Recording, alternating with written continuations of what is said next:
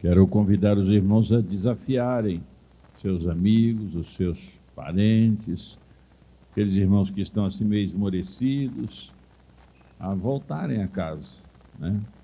Ao virem, nós estamos com uma série de mensagens, essa série Família, Ideia de Deus, começando com a saída do jardim.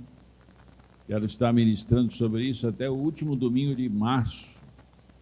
E aí depois a gente começa uma outra, também falando sobre família, porque esse ano nós vamos falar muito sobre família, é o tema nosso, e a gente vai estar falando sobre família, né, a construção, os desafios, as oportunidades, o aprendizado para que a família seja coesa, vitoriosa, produtiva, inabalável, constante, obediente, perseverante, para chegar até o céu da glória de Deus. Amém? Hoje nós estaremos aqui com vocês falando sobre a chegada da morte. E aí vocês podem falar, apóstolo, mas que título estranho é esse? Domingo passado eu falei sobre o penoso trabalho. Eu saio de casa para vir para a igreja para ouvir uma palavra boa e venho ouvir sobre o penoso trabalho. Agora vem a chegada da morte. O senhor está com... Aqui é filme de terror, Não, é uma palavra boa. É bíblica. É textual. A gente precisa aprender, né? Abra sua Bíblia no livro de Gênesis, capítulo 2, versículo 17. Gênesis, capítulo 2, versículo 17.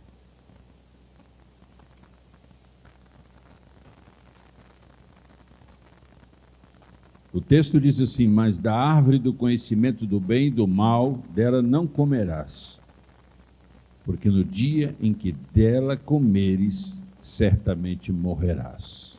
Isso foi Deus falando para o homem, que não podia comer da árvore do conhecimento do bem e do mal, porque se dela comesse, certamente morreria. Aí no capítulo 3, versículo 3 de Gênesis, está escrito: mas do fruto da árvore que está no meio do jardim, disse Deus, não comereis dele, nem nele tocareis, para que não morrais. Agora isso aqui já é o diálogo entre a mulher e a serpente. Ela está afirmando para a serpente o que Deus disse a respeito da árvore do conhecimento do bem e do mal. Então, esta é a aparição, é a chegada da palavra morte, mas ainda não do evento, não do sinistro, não da tragédia, mas da palavra sendo dita. Foi uma advertência que, se houvesse transgressão, a morte chegaria para aquela família. Eu quero dizer para vocês que cada um aqui tem uma experiência com a morte. Eu, assim, me lembro que o primeiro contato que eu tive com a morte foi a minha irmãzinha Deise, que morreu, ela tinha cerca de 2 anos de idade. Ela teve um problema no coração e passou mal, e minha mãe levou para o hospital, e a gente era muito novinho ainda. E quando a mãe voltou do hospital, chorosa, eu percebi que alguma coisa muito grave estava acontecendo, que eu nunca tinha visto minha mãe daquele jeito. Então foi assim, o meu primeiro contato, o impacto, né, da morte na minha vida foi a morte da minha irmã, que tinha cerca de 2 anos de idade. E aí surge, né, um parente, um amigo, e foi na escalada da vida, né? E uma das tristezas da minha vida foi a morte do meu papai, né? E a gente sempre olha para o pai e para a mãe e acha que são eternos, né, aqui na terra. Mas, então, o meu primeiro contato foi na morte da minha irmãzinha. Eu tive o meu primeiro contato com a morte. E provavelmente você tenha tido algum contato dentro da sua família com a morte. E ela chega sem nenhum tipo de delicadeza, sem nenhum tipo de gentileza, ela chega chegando mesmo, né? Essa citação, irmãos, aqui do texto de Gênesis capítulo 2, versículo 17, e Gênesis capítulo 3, versículo 3, é uma citação muito clara sobre o que aconteceria se do fruto que foi proibido eles comessem. Isso foi algo muito enfático da parte de Deus. Deus disse muito claramente para eles que a morte chegaria até eles se eles transgredissem, se eles desobedecessem. Para aquela família, para aquela primeira família, foi uma palavra nova. Provavelmente eles não tinham ouvido, né, essa palavra ainda. Então, quando Deus disse, vocês morrerão, o efeito de ouvir a sonoridade daquela palavra, para eles, talvez não tivesse nenhum efeito como tem para nós hoje, ou como teve para eles depois da saída do jardim, né? Mas certamente, irmãos, quando eles vivessem o impacto dessa tragédia que é a chegada da morte, eles saberiam o quanto o peso da palavra de Deus dentro do jardim foi grandioso para que eles pudessem tomar cuidado, e eles não tiveram o devido cuidado. Nós vamos ver aqui numa reflexão simples, mas necessária, para sermos edificados, que o propósito de toda palavra que sai desse altar é para sermos edificados, para sermos consolidados, para sermos exortados, para sermos ademoestados. Eu tenho dito aqui nessa igreja, esse altar aqui, irmãos, não é um altar, um palanque de motivação. Isso aqui não é um balcão de negócios, isso aqui é um púlpito, é um altar para ser ministrado a palavra de Deus. E a palavra de Deus nem sempre é agradável de ouvir, porque ela confronta as nossas limitações, ela confronta os nossos desejos, ela confronta todas as nossas fraquezas, e isso é perturbador. E a gente quer ouvir uma palavra que nos motiva, que nos ensina, e muitas vezes, ao ouvir a palavra de Deus e levar para o caminho da sabedoria e do aprendizado, nós levamos para o lado pessoal e ficamos bicudinhos, beiçudos, ficamos magoados com a palavra que sai desse altar. Mas isso não pode acontecer. Toda palavra que sai daqui, eu tenho prazer em pregar a palavra de Deus, irmãos. Eu tenho prazer de falar da Bíblia, porque eu sei que ela é edificante, ela é construtiva, ela é poderosa para mudar a nossa sorte. Então, todas as vezes que eu venho aqui nesse altar, eu venho com temor e tremor, para passar a vocês uma palavra que realmente sai do coração de Deus para o nosso coração. Então, nós devemos ser edificados pela tragédia que essa família viveu, né? Tanto naquele episódio da saída do jardim, quanto no penoso trabalho que foram obrigados a viverem. E tudo isso, irmãos, aquela família recebeu o impacto dessa palavra, recebeu a orientação de Deus, a ademoestação de Deus, foram expulsos porque transgrediram. Agora, eles eram obrigados a lidar com esta sentença, com essa condenação, fora do jardim, criando uma família, e eles teriam que arcar com essas consequências. E aí a gente fica olhando para o texto, olhando para toda a Bíblia, e percebe que o homem, quando sai do jardim, vivendo todas as dificuldades e aflições, ele tenta ter uma vida normal, ter uma vida plena.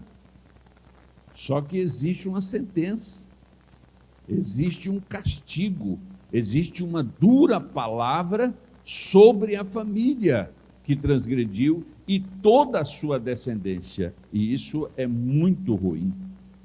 Quando você abre a Bíblia em Gênesis capítulo 3, versículo 15, eu acho bom isso, irmãos, porque o primeiro casal, ele transgride e ele é expulso do jardim.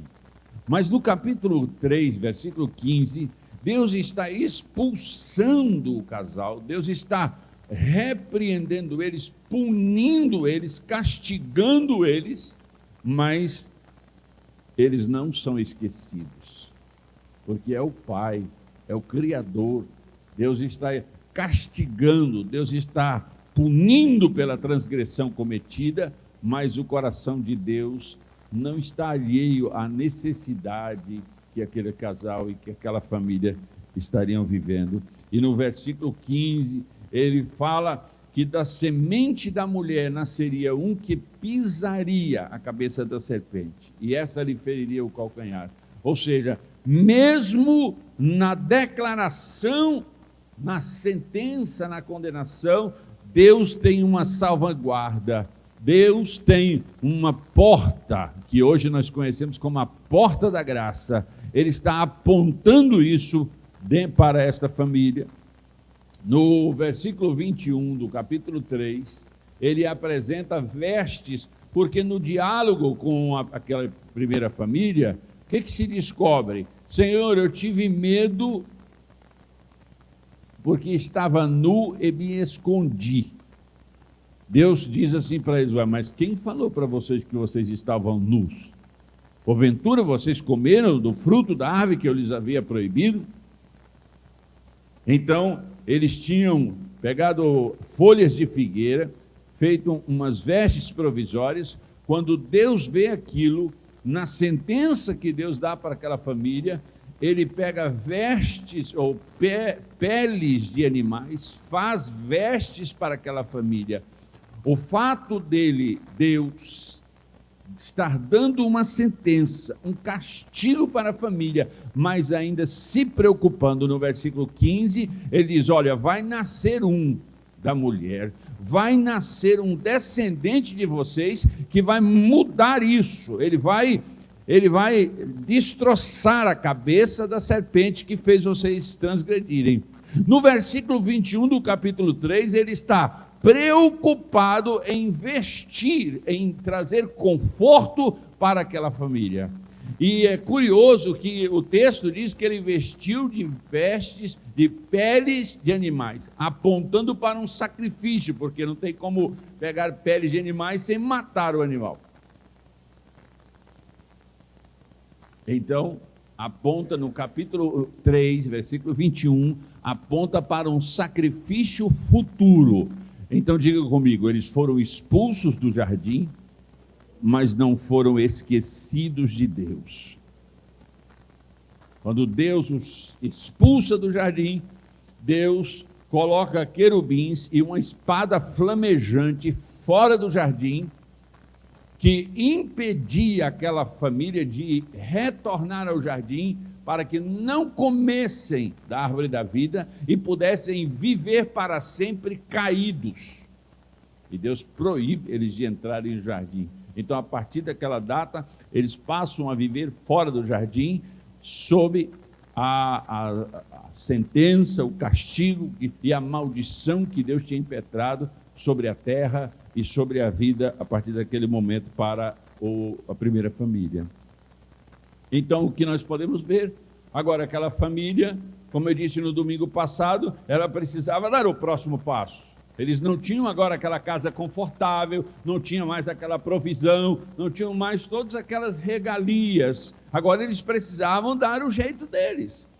Então eles foram atrás de arrumar um local adequado para que pudessem residir. Eles ficaram preocupados com a segurança, eles ficaram preocupados com a provisão. Eles precisavam se ajeitar. E então a família começou a crescer. E eu chamo a todos nós para a reflexão da criação dos filhos fora do jardim. Sabe, irmãos, uma das coisas mais difíceis do presente século, da nossa geração, é a criação de filhos. Nada é tão complexo hoje como criar filho. Não é porque é difícil por natureza, é porque é difícil por conta da influência do mal.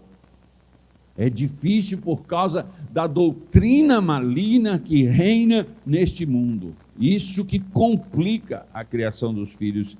Então, nós vemos que Adão, Eva e os seus filhos, que poderiam ter ali naquele momento só Caim e Abel, E na minha visão, eu disse aqui para vocês, é uma visão minha, da minha leitura textual, é que existiam filhos antes da queda, então estavam todos reunidos, certamente Adão e Eva, nas suas conversas, era improvável, impossível que eles convivessem com os filhos e não fossem questionados da sua vida anterior.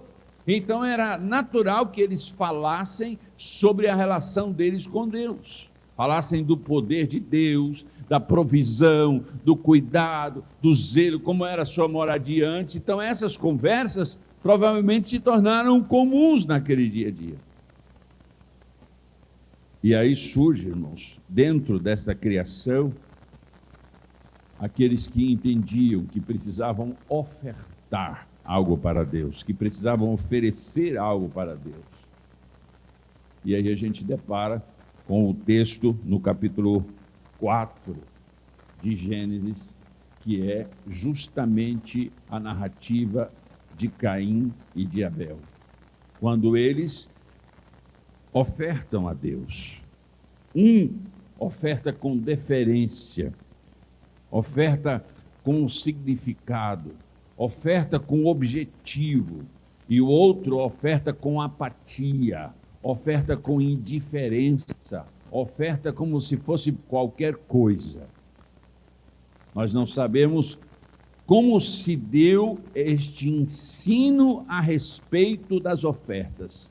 Será que surgiu na cabeça de Abel e de Caim, nas conversas deles, olha, vamos reatar o nosso relacionamento com Deus, vamos oferecer a Ele alguma coisa, quem sabe? Nós não sabemos se foi assim, ou se os pais ensinaram esses filhos a ofertarem a Deus. O fato é que um recebeu em seu coração a intensa necessidade de oferecer com deferência, com zelo, com cuidado, com propriedade, e o outro ofereceu de qualquer jeito, sem significado, só puramente uma cerimônia, sem a essência da alma e a essência do Espírito, é o que a gente vê aqui. Aí no capítulo 4, versículo 7, põe na tela para mim, por favor, 4, 7. Se bem fizeres, não é certo que serás aceito, e se não fizeres bem, o pecado jaz à porta. Deus está falando aí com Caim, porque Caim, logo depois que oferece as ofertas ao Senhor, Deus sinaliza que recebeu a oferta de Abel, que se agradou da oferta de Abel, e não gostou da oferta de Caim, e Caim se sentiu muito chateado com isso, ele ficou muito chateado, e eu consigo ver aqui, irmãos, que foi uma corrupção engendrada pelo governo do mal, porque no momento que eles saíram do jardim, a serpente, o domínio do mal se tornou possível de forma, se no jardim ele conseguiu influenciar, imagine fora do jardim, fora da proteção direta de Deus, quanto que ele pôde fazer. Então essa ingerência. No primeiro momento o aprendizado, criando uma família, um aprendeu do modo certo e o outro não quis fazer do modo certo. Um obediente, outro desobediente. Um excelente e o outro uma malaçada, como diz o amazonense. Então, a gente vê aqui a ingerência. Deus está dizendo aqui no versículo 7 que ele precisava de governar essa situação, senão ele teria essa ingerência do mal no seu governo. Os filhos, aí a gente vê aqui, filhos dos mesmos pais com uma influência diferente. Por quê? Que filhos dos mesmos pais, criados na mesma casa, sob a mesma gestão, sob as mesmas bênçãos, sob as mesmas orientações, um toma o rumo da esquerda e o outro toma o rumo da direita, um toma o rumo de fazer coisas boas e o outro toma o rumo de fazer coisas ruins. Deixa eu lhe dizer, por conta das intromissões, das vozes estranhas que surgem no meio das famílias, E nós estamos vivendo uma geração onde o que se mais tem são vozes estranhas falando diuturnamente para as famílias e se intrometendo nas escolhas e nos oferecimentos e nas oferendas de cada indivíduo para Deus.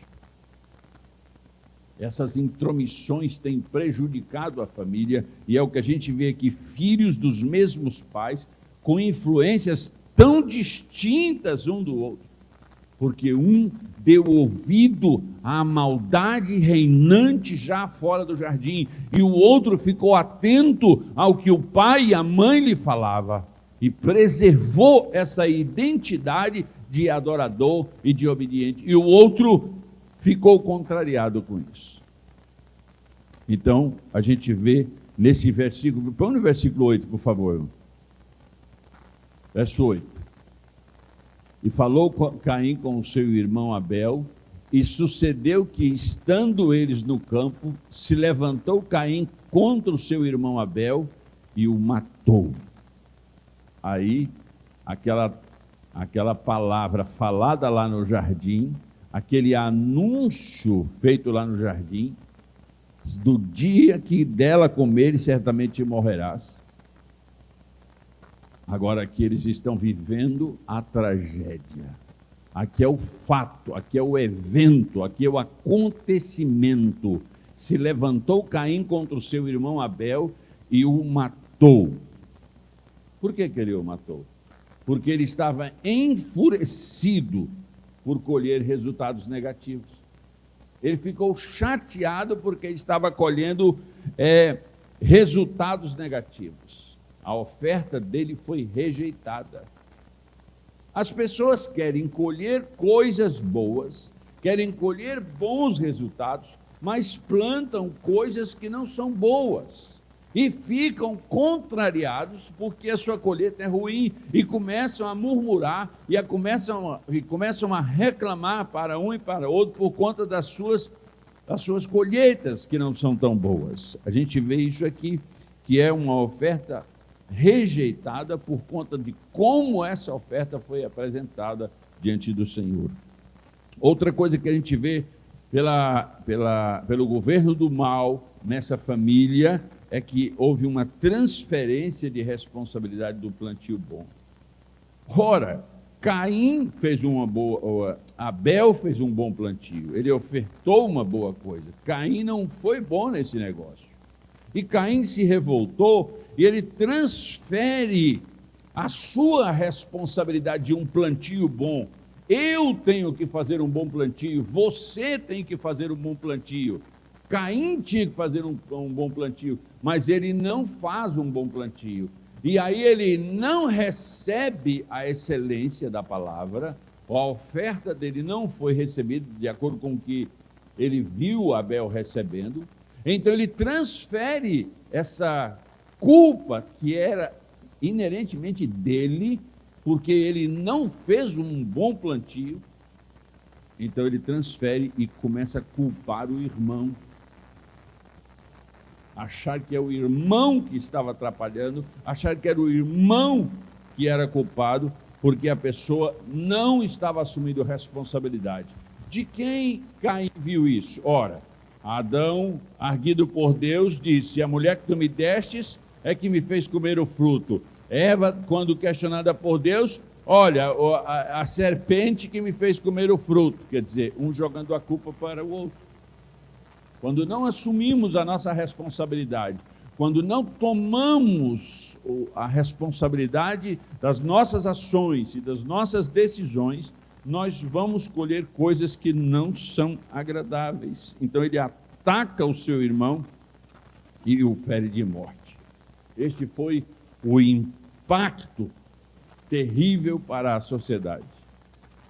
Sabe, irmãos, quando nós citamos isso aqui, tão distante desse evento, parece que perde a cor, parece que perde o poder, parece que perde a intensidade, mas eu gostaria que você usasse a sua imaginação e você usasse agora a força do seu espírito para mentalizar isso. aquela família oriunda do jardim de Deus, da comunhão plena de Deus, da provisão plena de Deus, agora fora do jardim, tendo que trabalhar de maneira exaustiva e depara com uma desgraça terrível. Um dos membros de sua família foi morto, assassinado pelo próprio irmão.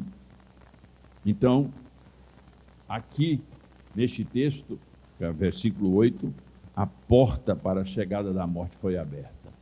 E deixa eu dizer uma coisa, 371 vezes a palavra morte aparece na Bíblia, 371 vezes. Há quem diga que a Bíblia é um livro sangrento, se torcer, derrama sangue, de tanta morte que existe na Bíblia. A história, a odisseia da humanidade, descrita, narrada na Bíblia, mostrando todo o infortúnio, toda a tristeza e toda a tragédia provocada pela morte. A partir desse ponto, a humanidade ela foi obrigada a conviver com a morte. Jó, no capítulo 14, versículo 10, na citação do livro de Jó, diz: mas o homem morre, e morto permanece, dá o último suspiro e deixa de existir. Essa é a conotação para quem não conhece o espiritual, para quem não conhece o texto bíblico, o pensamento imediato dele é: mas o homem morre e morto permanece. Dá o seu último suspiro e deixa de existir. Esse é o conceito do homem natural, do humanista, do homem, do ímpio, do incrédulo. É este conceito de inexistência, de inconsciência a respeito da morte. Deuteronômio capítulo 12, versículo 31, Deuteronômio 12, 31, diz assim: por tudo o que é detestável para o Senhor, eles fizeram pelos seus deuses, até para queimar seus filhos e filhas em fogo por seus deuses. Nessa conversa que Deus está tendo aqui com o seu povo de Israel, ele está mostrando por que é que tirou todos os jebuseus, os girgazeus, os heveus, todos aqueles cananeus fora daquele território, mandou que fossem destruídos para que Israel adentrasse aquele território. Ele estava falando que foi por conta da obstinação, da maldade, da violência com que viviam, a ponto, no versículo 31 do capítulo 12 de Deuteronômio, a ponto de queimar seus filhos e filhas, oferecendo a deuses pagãos.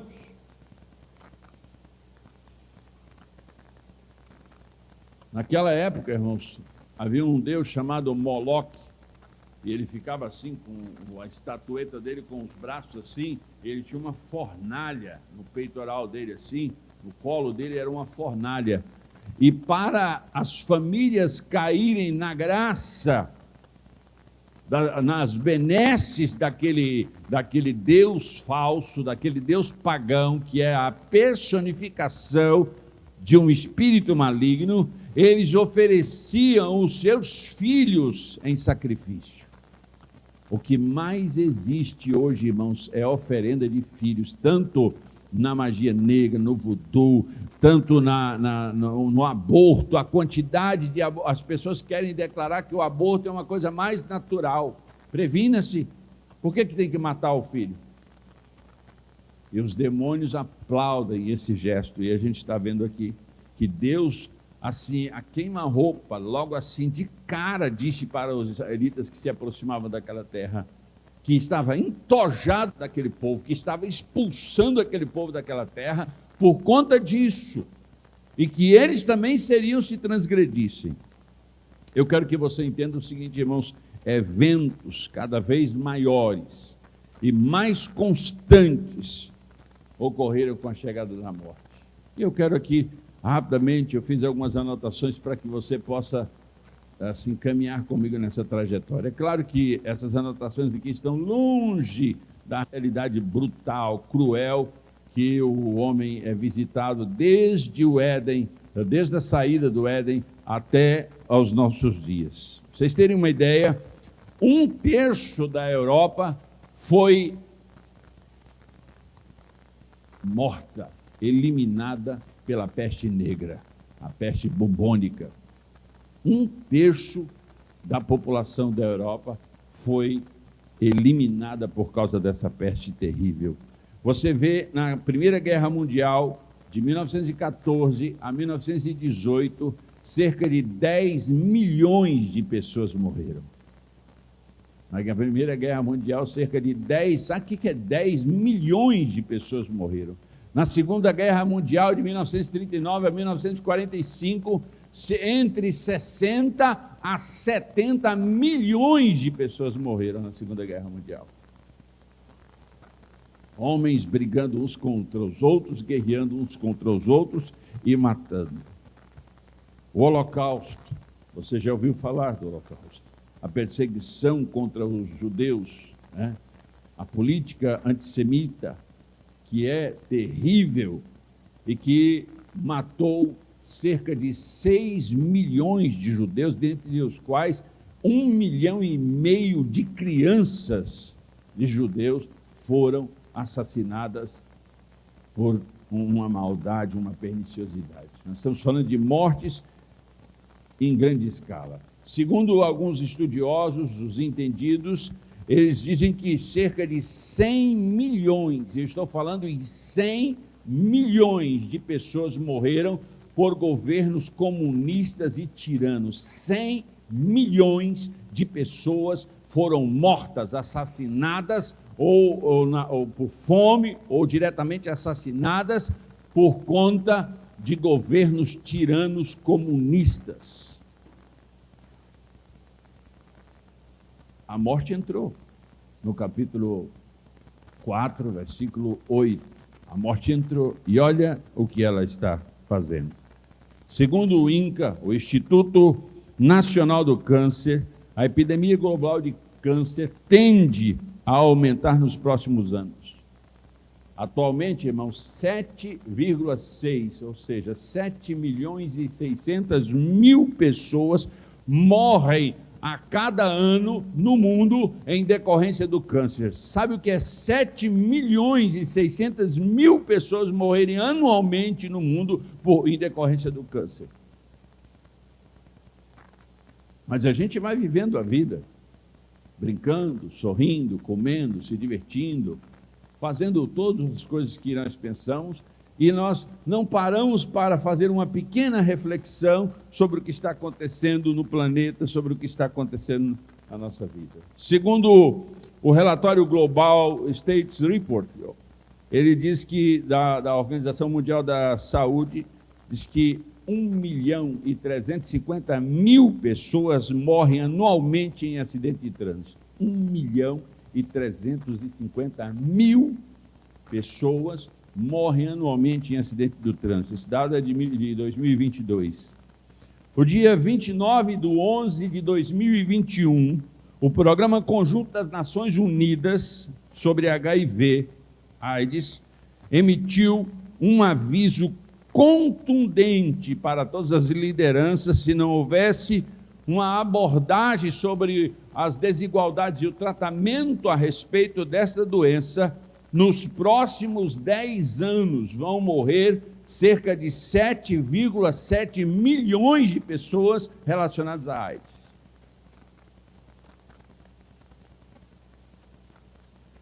É o que está acontecendo no mundo. Aí tem uma doença que é a mais avassaladora, irmãos. As doenças relacionadas ao coração. Doença relacionada ao coração são as campeãs. Mortes por problemas de coração são os campeões. De acordo com os dados da Organização Mundial da Saúde, essa enfermidade mata 17,7 milhões de pessoas todos os anos. Todos os anos. Segundo as estimativas, de 2020 2021, cerca de 15 milhões de pessoas morreram com o Covid-19.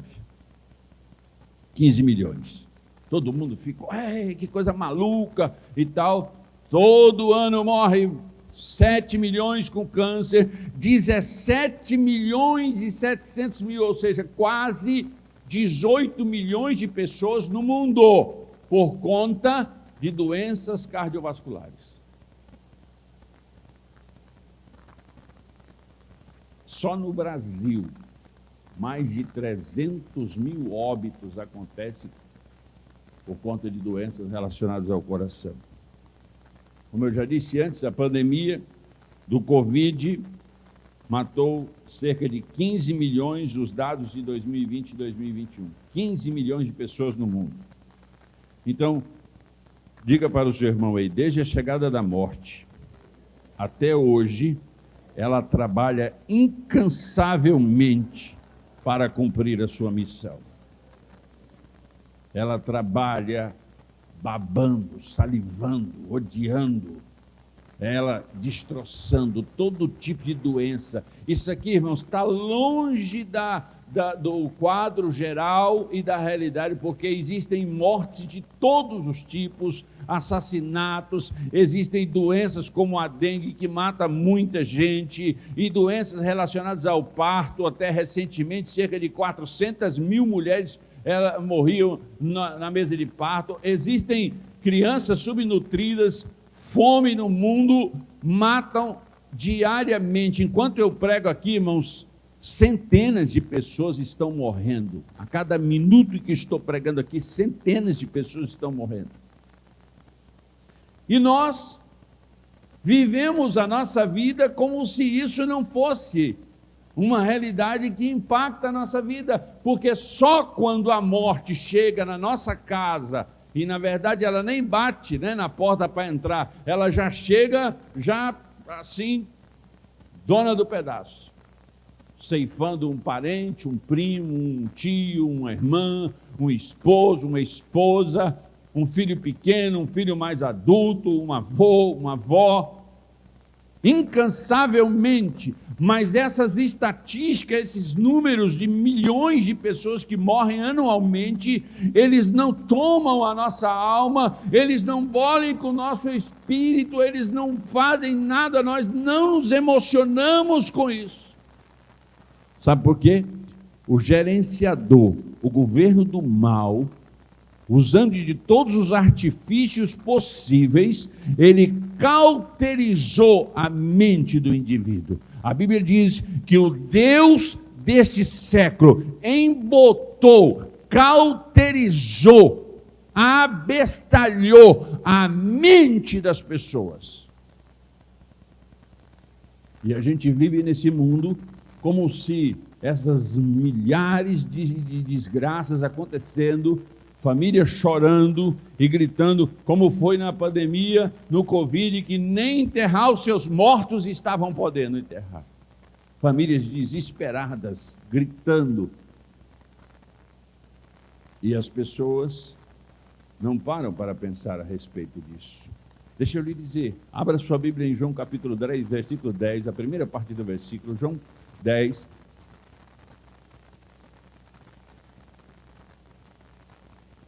olha aí o que está escrito. João 10, 10.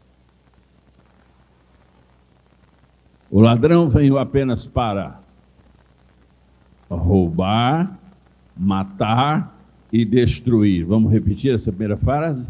O ladrão veio apenas para roubar, matar e destruir. Quem está falando esse texto aí de João capítulo 10 é o próprio Jesus que está falando isso. O ladrão veio roubar, matar e destruir. A palavra morte no grego é thanatos, e ela não dá a ideia de inconsciência, de inexistência, ela dá a ideia de separação, e é essa a ideia bíblica. Quando você abre o texto de Isaías 59, versículo 2, abra Isaías 59, versículo 2, acho que é um dos textos mais lidos aqui nessa igreja. Mas as suas maldades separaram vocês do seu Deus, os seus pecados esconderam de vocês o rosto dele, e por isso ele não os ouvirá. O sentido desse texto, aqui Morte, separação, mas não é o sentido de inexistência, de inconsciência, é o sentido de separação. O apóstolo Paulo, na sua carta aos Efésios, capítulo 2, versículos 1 ao 3, ele também faz essa citação: ele vos deu vida, estando vós mortos nos vossos delitos e pecados. Ou seja, a nossa vida de tragédia, de delitos, de transgressões e de pecados, nos deixa mortos, ou seja, nos deixa separados de Deus, afastados de Deus. E este é o sentido mais poderoso da Bíblia. Aí a gente tem, no contexto geral bíblico, a gente tem o que se chama morte espiritual, separação de Deus. Morte física, separação entre o espírito e o corpo. Morte eterna é a separação eterna de Deus. Quando a gente fala de inferno, né, eu disse aqui no domingo anterior, eu disse, o inferno, quando nós pensamos num lugar físico, alguns teólogos, alguns estudiosos, eles questionam se o inferno é um lugar geográfico, é um lugar físico, ou é só uma metáfora, só uma linguagem. Na minha compreensão bíblica, eu acredito que seja um lugar, mas ainda que não seja um lugar, claramente o inferno é a ausência de Deus. Onde Deus não está, o inferno está estabelecido. Porque uma vida que dele veio jamais poderá ser plena se não estiver nele. Se eu não estou pleno, eu estou manco, eu estou mutilado, eu estou vivendo limitações horrorosas, e essas limitações são individuais, mas também são coletivas, como eu disse aqui agora. Cerca de 17,7 milhões de pessoas morrem anualmente por doenças cardiovasculares. Então é uma tragédia coletiva. É uma tragédia da população mundial, com o propósito de Deus. Para o início, para os nossos primeiros pais, não foi, irmãos, de tirar a vida, de dar um fim na vida. Mas quando ele sentenciou a primeira família, quando ele decretou para a primeira família a morte, era um castigo, era uma consequência, era uma punição por causa do pecado, da transgressão. O que é o pecado? O que é a transgressão? É a desobediência ao princípio estabelecido, a ordem, a lei de Deus para o nosso bom proveito, para a nossa vida plena, a lei estabelecida, o princípio dado para que vivamos de modo correto e possamos subtrair desta vida os melhores momentos, as melhores coisas, quando nós transgredimos, ou seja, quando nós desobedecemos os princípios, as leis, nós então incorremos no que o próprio Deus denominou de morte, que é a separação. E aí ocorrem dois aspectos. O aspecto espiritual, quando, por conta da minha transgressão, eu perco o direito de conviver diariamente com a beleza, a santidade e a vontade de Deus, e a morte física, que é a separação do meu espírito do corpo, deixando que essa carcaça apodreça sem vida, deixando dores, deixando choro ao meu redor. Então nós temos esses aspectos, o que a corrupção física do corpo humano nada mais é do que a consequência da desobediência do homem.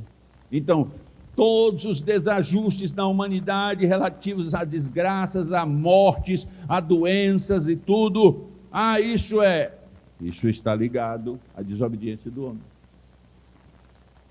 à transgressão do homem. O diabo ele sugeriu, quando não é que Deus quer, irmãos, que você sofra, não é que Deus quer que você vá para o inferno, não é que Deus quer que você viva desgraças em cima de... Ele não quer isso, Deus é amor.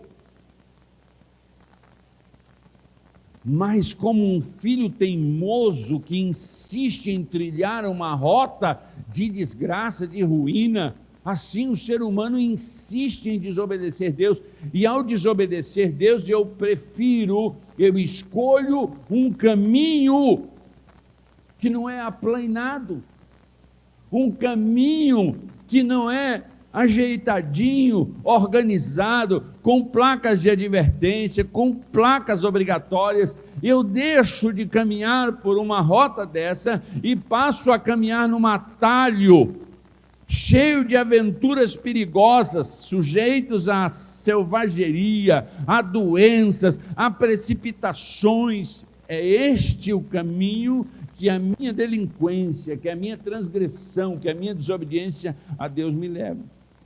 Então, o que nós podemos ver aqui, em Ezequiel capítulo 18, versículo 4, a parte C, por favor. Ezequiel 18, versículo 4, a parte C do versículo.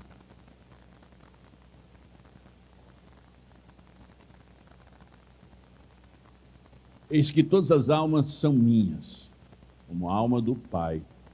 Também a alma do Filho é minha. Aí a parte C, ó. A alma, diga comigo, a alma que pecar, essa morrerá. Vamos repetir, irmãos? A alma que pecar, essa morrerá. É duro ouvir isso, né, irmãos? Parece tamanha crueldade. Hoje os pais não querem corrigir os filhos quando eles transgridem, não querem dar castigo para os filhos. Tadinho dos filhos. É por isso que estão entrando por caminhos cada vez mais perigosos. Porque se você não coloca limites, se você não coloca princípios, eles vão achar que pode tudo e todas as coisas. Deus, o nosso Pai eterno, Ele impôs limites, porque Ele, como Deus, como Pai, sabe o que é melhor para os seus filhos. E Ele escolheu uma rota, Ele construiu uma caminhada para nós, humanos, e a gente vê isso. O profeta Ezequiel, no capítulo 18, versículo 4, relatando a fala de Deus: a alma que pecar, essa morrerá. Se você abrir a sua Bíblia em Romanos capítulo 6, versículo 23, a parte A do versículo, Romanos 6, 23, parte A do versículo, o que está escrito lá? Olha aí. Porque o salário do pecado é a morte. O que é o salário? É a paga, é a recompensa, é o resultado, é o produto do pecado. O indivíduo transgride, ele vai receber o quê? Como pagamento, como recompensa, a morte. O que significa essa morte? A separação. Inicial é a separação entre nós e o nosso Deus. O profeta Isaías fala sobre isso, que as nossas transgressões nos impedem de ver a face do nosso Senhor. Agora, hoje o salário do pecado é a morte, quer dizer, a recompensa, e eu vou receber essa recompensa em dois estágios: ausência de Deus e também ausência de vida entre os meus projetos naturais, materiais, familiares. Sabe, irmãos, Isaías 53, versículo 5, por favor, coloca na tela, irmão. Isaías 53, versículo 5. Mas ele foi transpassado pelas nossas transgressões e moído pelas iniquidades. Leia aí, por favor, irmãos.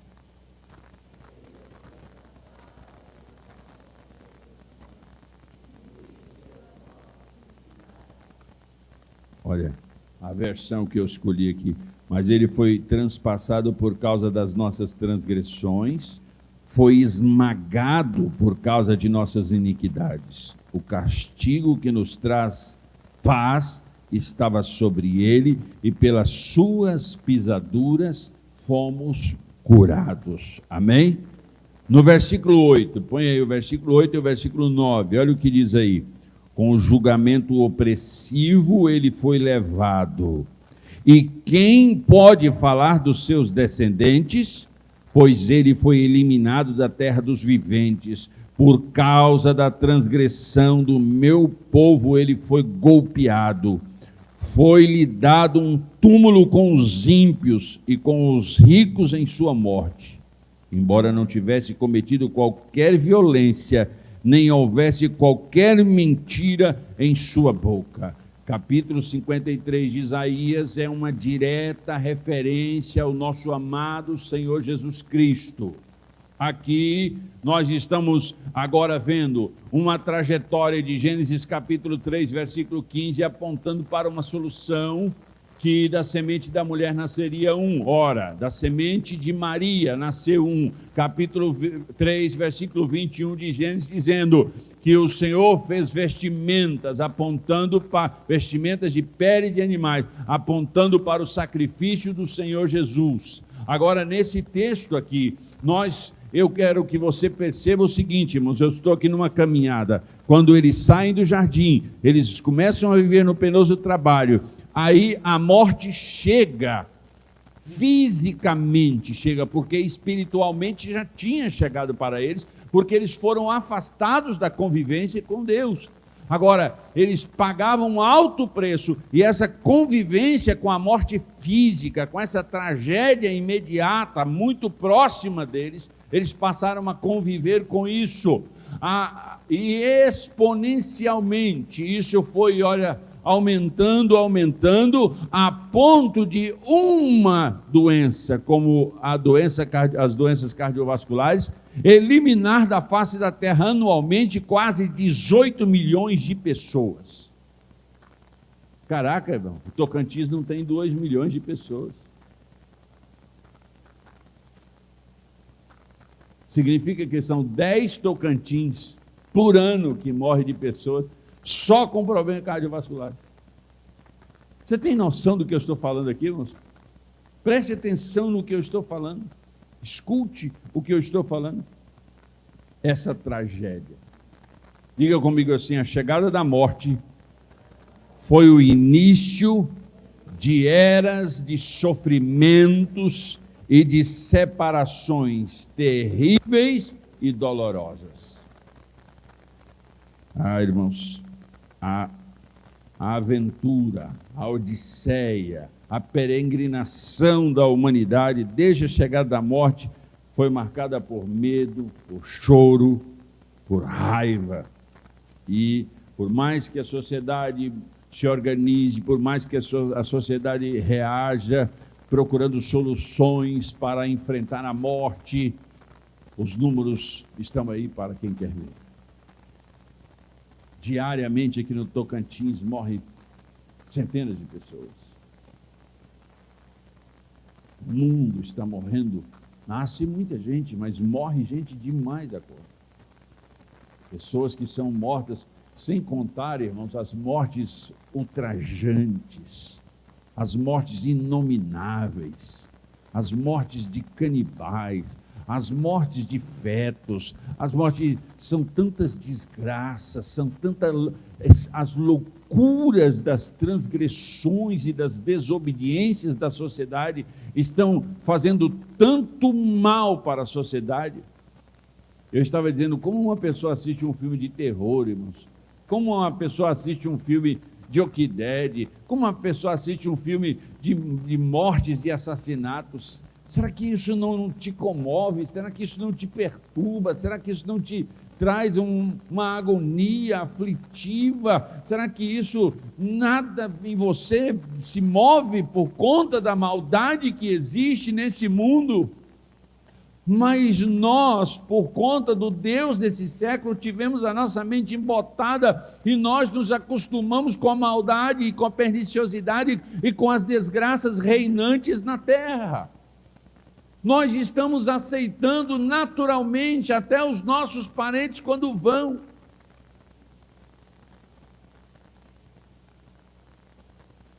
Isso era para nos surpreender, isso era para nos causar impacto. E sabe, irmãos, por mais que o homem estenda a mão, por mais que ele se erga como cientista, como explorador, por mais que ele se erga como um inventor, como o explorador de tantas possibilidades, por mais que o homem ache e estude o genoma humano, que ele interprete as emoções e os sentimentos do homem, por mais que ele estude toda a anatomia, toda a fisiologia humana, por mais que ele busque essas informações, ele consegue fazer muitas coisas, mas ainda está muito aquém da realidade para sanar o problema. Porque o problema nunca poderá ser solucionado pela humanidade. Nenhum humano, em tempo algum, poderá trazer a solução, porque Deus sentenciou a família, a primeira família, por transgressão, e se a morte visitará você, a morte chegará em você, a morte visitará você. Na hora dessas palavras, quando estavam no jardim, vivendo a belezura do jardim, não tiveram noção do poder dessas palavras, e quando eles saem do jardim, ainda vivendo dificuldades, mas não a tragédia em si, não poderiam, mas quando Eva, quando Adão, quando aquela família pega aquele filho Abel, e o abraça e o aperta em seu peito, morto, sem vida. Irmãos, um grito gutural, um desespero de alma, algo devastador, que é como eu disse aqui, quando eu ouvi o choro da pastora Margarida no hospital em Palmas. Aquele grito agoniado, angustiante, quando a pastora Margarida perdeu a sua filhinha, e ela deu aquele grito desesperado, e eu tive a infelicidade de estar perto para ouvir aquele grito que nunca vou esquecer da minha alma. Um grito alucinante, um grito de dor, quando ela gritou desesperado, porque a morte abrupta, violenta, intransigente, entrou por causa da transgressão dos primeiros pais, por causa da sequência de transgressões da humanidade. Aquela morte entrou naquele hospital e subitamente tomou aquela criança, e aquela mãe desesperada gritava. E as pessoas não se percebem o quanto isso é tão forte. O texto, irmãos, diga para quem está perto, a única saída deste caos, deste imbróglio, dessa desgraça, a única saída dessa ruína é retornar ao jardim de Deus. A gente precisa voltar ao jardim de Deus. É uma necessidade primordial, é uma necessidade, irmãos, vital.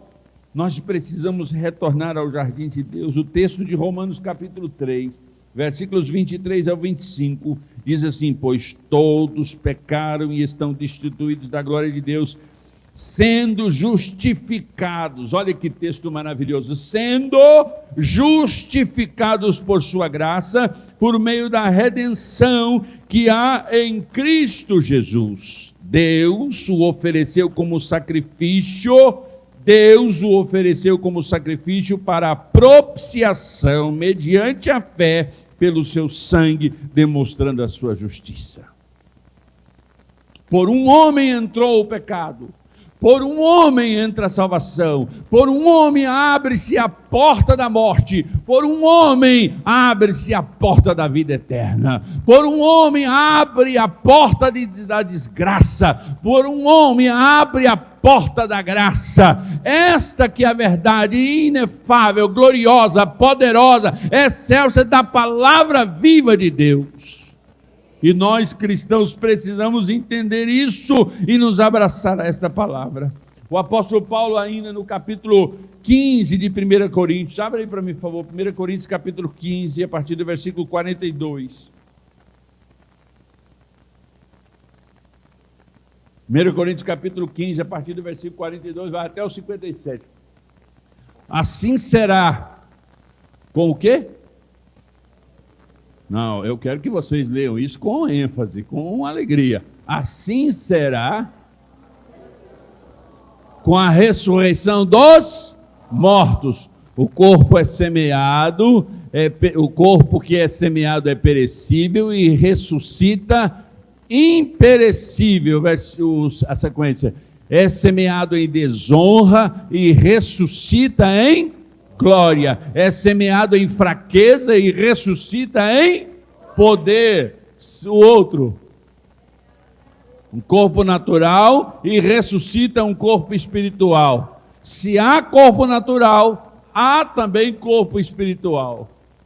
Assim está escrito: o primeiro homem, Adão, tornou-se um ser vivente.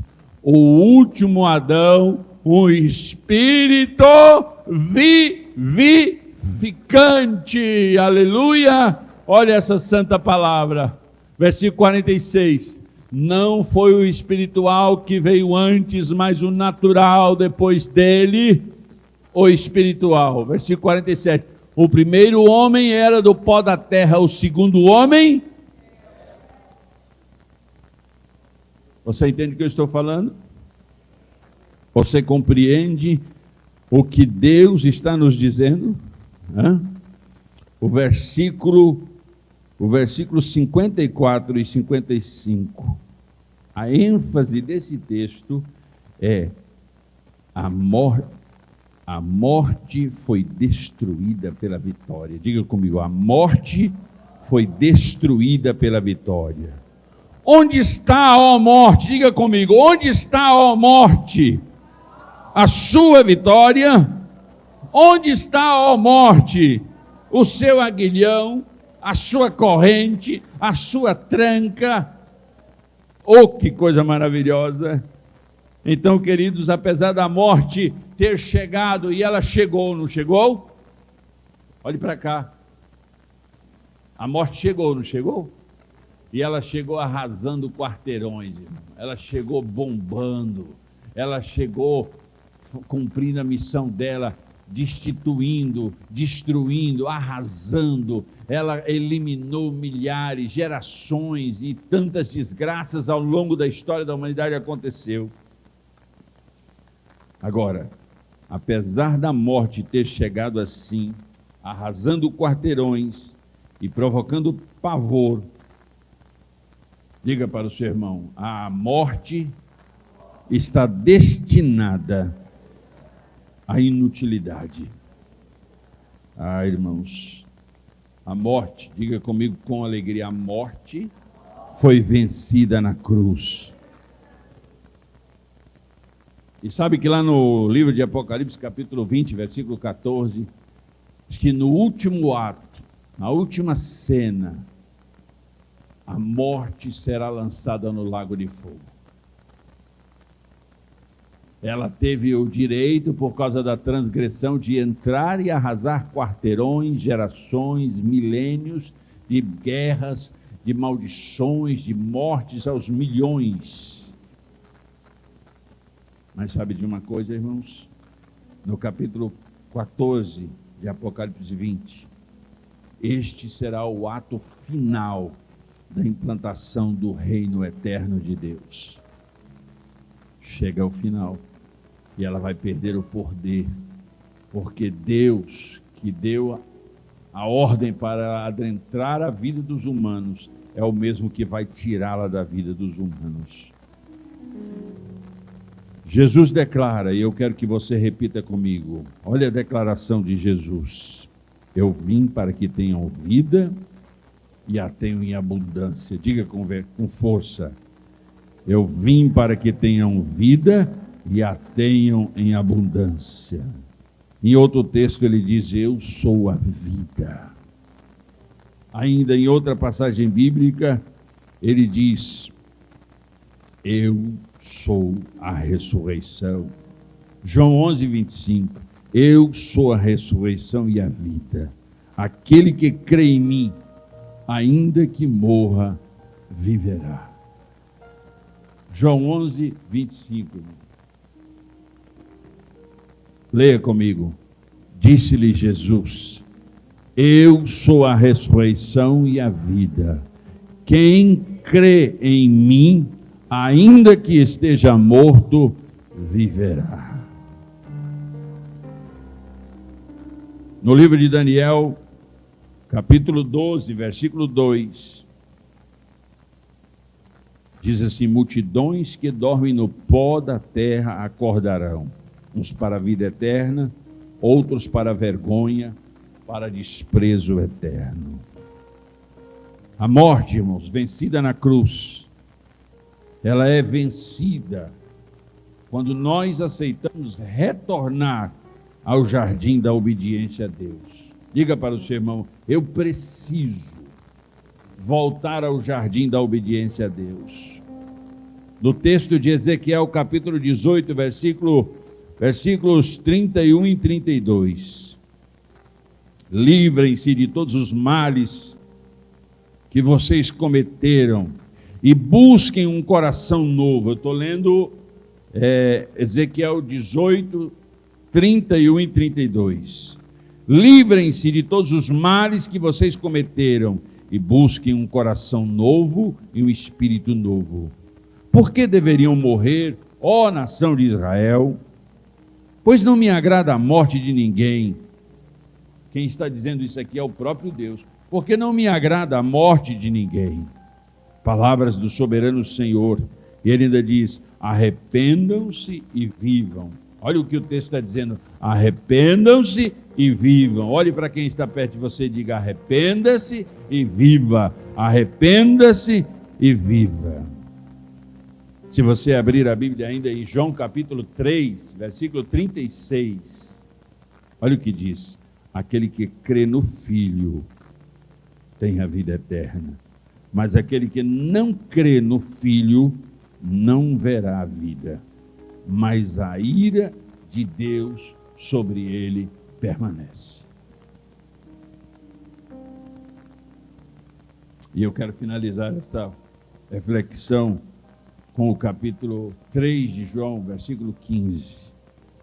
Para que todo aquele que nele crê não pereça, mas tenha a vida eterna. João 3,15.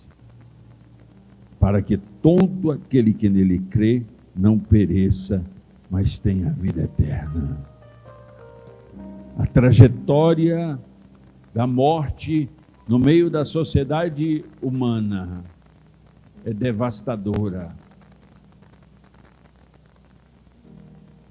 Ela não pesa os nossos sentimentos, as nossas dores, as nossas agonias.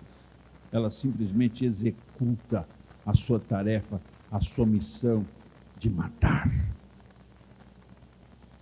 A desobediência da primeira família, o intrincado processo de criação daquela primeira família, as intromissões do governo do mal, gerou o evento provocado pela maldição da desobediência, que foi a morte. Eu quero dizer para você, meu irmão, que nós estamos ouvindo a palavra viva de Deus. Não é a palavra humana, é a palavra textual. Eu citei vários versículos mostrando para você o que a palavra de Deus está dizendo sobre isso. A morte, a desobediência, a transgressão entrou por um homem, mas Deus, na sua justiça, na sua bondade, na sua misericórdia, Ele propôs uma saída. Ele abriu a porta do jardim novamente, porque lá no Éden, Ele mandou o querubim com a espada flamejante impedir a entrada, para que não comesse do fruto da vida. Agora o próprio Jesus se ergue dizendo: venha a mim. Quem come da minha carne, quem bebe do meu sangue, tem parte comigo e ressuscitará no último dia. O mundo é além do que os nossos olhos naturais e carnais veem. O nosso conceito materialista limitado é corrompido pelo governo da maldade que está nessa terra. Mas quando nós nos curvamos para a palavra de Deus, quando nós aceitamos a palavra de Deus dentro do nosso coração, quando nós recebemos a instrução legítima da palavra, ela destrava a nossa mente e ela gera possibilidades de nós corrermos em direção à vida. e dizer: eu creio com o meu coração e com a minha boca, eu confesso que Jesus é Senhor e eu serei salvo dessa maldição. Eu confesso que creio no Senhor, e ainda que esteja morto em meus delitos e transgressões, mas eu creio no Filho amado, chamado Jesus Cristo. Por conta da minha crença nele, por ordem mesmo dele, ele disse que eu vou ter vida e vida eterna. A morte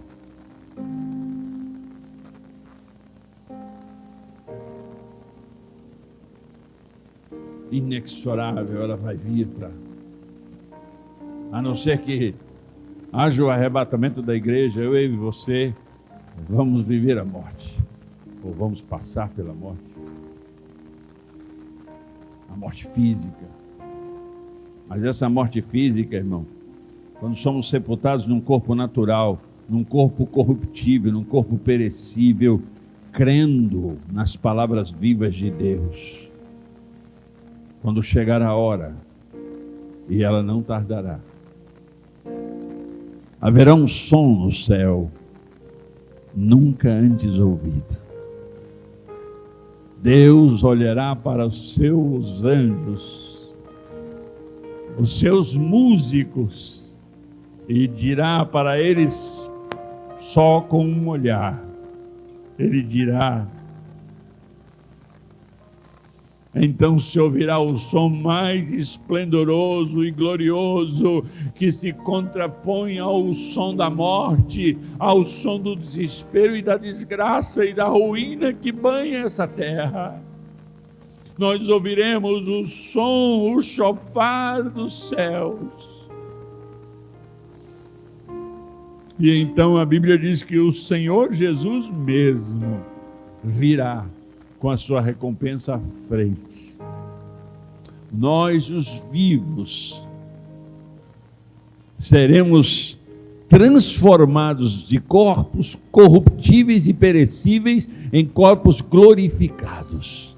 Os que dormem no Senhor, sepultados em terra, aqueles que foram cremados, aqueles que os bichos comeram, aqueles que se perderam no mar, aqueles que foram explodidos em acidentes, todos de todas as mortes que dormiram no Senhor, crendo na palavra de Deus, quando chegar essa hora e o som do céu for ouvido, a terra, o mar e o ar dará conta dos seus mortos, e todos ressuscitarão, não em corpos perecíveis, danificados e naturais, mas em corpos espirituais glorificados. E nós iremos de encontro ao nosso Senhor. E sabe de uma coisa? Por favor, vivam esse instante comigo. Nosso pai Adão e nossa mãe Eva foram expulsos da presença do Senhor, impedidos de conviver com o Senhor por causa de suas transgressões. E tanta maldade entrou no mundo desde então. Mas quando o som do chofar de Deus, as trombetas dos céus tocar, a porta de um jardim se abrirá novamente.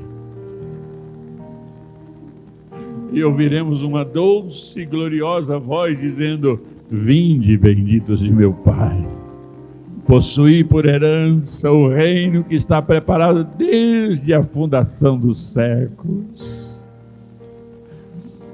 Nós, crentes em Jesus Cristo, que aceitamos Ele como Cordeiro de Deus que tira o pecado do mundo, nós teremos o privilégio de retornar ao jardim da presença de Deus.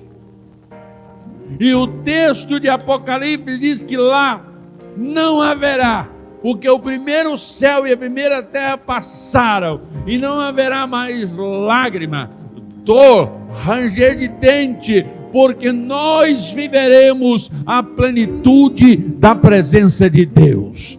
do jardim do Éden, expulsos pela transgressão, a trajetória da obediência do Calvário e a aceitação da justificação mediante a fé em Cristo Jesus, nos dá a oportunidade de adentrar novamente ao jardim da presença de Deus. E eu quero que você saia daqui hoje dizendo: a morte chegou na desobediência, mas a vida eterna chega na fé, na obediência ao eterno. A porta do jardim da presença de Deus chega sim, quando eu me curvo obedientemente à proposta de Deus para a minha vida. Eu quero que você fique de pé agora, no nome de Jesus.